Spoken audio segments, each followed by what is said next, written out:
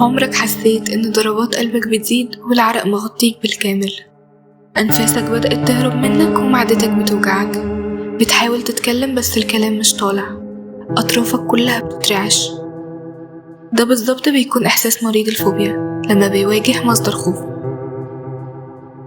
كلمة فوبيا انتشرت بين الثقافات المختلفة كمرادف للخوف والرعب الحاد، بس ليه وإزاي الخوف ممكن يبقى مرض؟ واسمعني.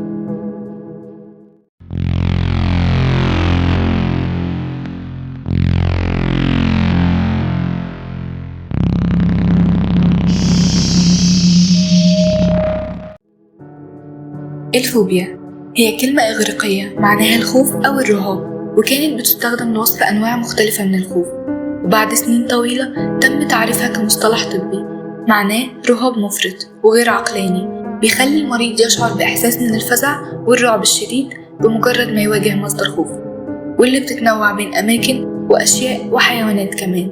ومع إن مريض الفوبيا بيكون عارف إن خوفه ده غير عقلاني، ولكنه ما بيقدرش أبدا إنه يسيطر عليه. أسباب الفوبيا في منها عوامل جينية وبيئية ممكن بتصيب الأطفال اللي عندهم قريب مصاب باضطراب القلق، أو التعرض لأحداث مؤلمة أو مرعبة بالذات في فترة الطفولة، زي التعرض مثلا للغرق أو إن حيوان عضه أو لدغة نحلة مثلا، وكمان التعرض لتجربة سيئة في أماكن ضيقة أو عالية بشكل مبالغ فيه، وبنسبة كبيرة بيكون مرتبط بحالات صحية زي إصابة في الدماغ أو الاكتئاب أو حتى إدمان المخدرات. في أنواع كتير من الفوبيا زي رهاب العناكب وفوبيا الأماكن المغلقة والأماكن المفتوحة، فوبيا القطط، وحتى الفوبيا من الفوبيا نفسها. ومن وسط الأنواع المتعددة والمختلفة دي هنتكلم النهاردة عن أصعب أنواع الفوبيا اللي ممكن تعيش المريض بيها برعب مستمر وقلق.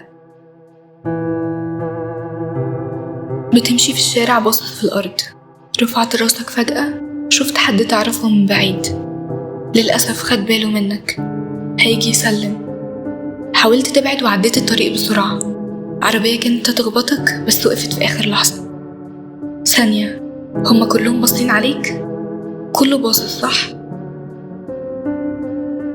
ده واحد من المواقف اللي ممكن يعيشها مريض الرهاب من تحقيق الآخرين، هو خوف إن حد يبصلك أو حتى مجرد نظرة صغيرة من حد ماشي عادي. بترتبط حالة السكوبوفوبيا بحالات تانية من أنواع الفوبيا الاجتماعية زي الخوف من المسارح أو فوبيا الخطاب. في بعض الحالات بيكون سببها الخوف المرضي من إن نظرات الناس ليه ممكن تبدأ عنده نوبة من الفزع، أو العكس إنه لو مصاب باضطراب حركي هيخاف إنه يجذب انتباه الناس ليه ويبصوا عليه.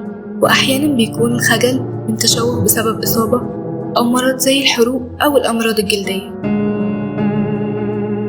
الصعب في النوع ده من الفوبيا هو إنه لو اتساب بدون علاج بيأثر على حياة المريض بشكل عام، ممكن يخلي أبسط الحاجات أحداث مرعبة زي إنه يشتري حاجة من محل وخوفه من البياع هيبصله، أو إنه يقابل صديق ليه، وللأسف ده بسبب القلق من التعرض لنوبة الفزع. فتخيل معايا نوبة الفزع نفسها بتكون إزاي، وتخيل تكون خايف من نظرات الناس فده يجذب انتباههم أكتر ويصعب عليك إنك تهدى. والمشكلة مش بتقف لحد هنا، السكوبوفوبيا ممكن توصل مريضها إنه ينعزل ويتجنب كل التعامل المباشر مع الناس، وده بيعرضه لخطر أمراض نفسية تانية. زي ما الخوف ممكن يعزلك عن حياتك الاجتماعية، ممكن كمان يمنعك من حياة عملية ناجحة، وده بيكون نتيجة مرض الأرثيموفوبيا، وهو الخوف من الأرقام. المصاب بيه بيكون خايف من رقم معين أو من نوع الرقم زي الأرقام الزوجية أو الفردية أو من الأرقام عموما. واحد من حالات الخوف هو الخوف من رقم 4، وده منتشر في الصين وكوريا واليابان بسبب اتفاق اللغات الثلاثة دول على كلمة واحدة بس بمعنيين، وهي كلمة 4 اللي معناها برضو الموت. وده مش مجرد تشاؤم أو أسطورة، بالعكس ده أثر على عادات وأحداث كتيرة، منها إن أي فندق هناك مش هتلاقي فيه غرفة رقم 4، حتى الأرقام المتسلسلة في أغلب المنتجات هناك. كل ده ممكن يكون مقبول وما فيهوش مشكلة، لكن الوضع يكون خطير لما تصدر إحصائية إن 27% من الأمريكان أصحاب الأصول الآسيوية معرضين للموت في اليوم الرابع من كل شهر. وبالفعل وقع ضحايا كتير لرقم 4. العلماء اعتقدوا إن سبب الموت هو الضغط النفسي اللي بيتعرض له المريض، واللي ممكن يكون بيرتبط بنوع تاني من الفوبيا، وهي الكرونوفوبيا أو رهاب مرور الوقت.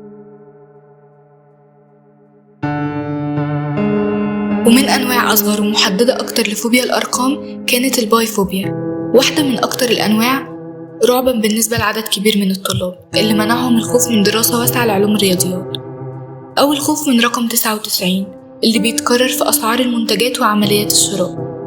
الأرقام جزء كبير من الحياة العملية والدراسية، وده بيخلي عواقبها كبيرة على المريض لو محاولش يتعالج.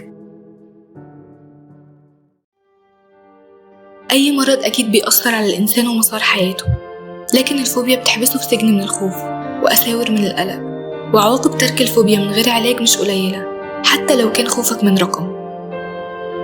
فلو عندك أي نوع من أنواع الفوبيا بننصحك بالعلاج، المساعدة دايما موجودة، وسجن الخوف بيكسروا أمل العلاج. شاركونا برأيكم في الكومنتس وقولوا لنا إيه أكتر فوبيا مرعبة سمعتوا عنها، واشتركوا في القناة وفعلوا جرس التنبيهات عشان يوصل لكم كل جديد.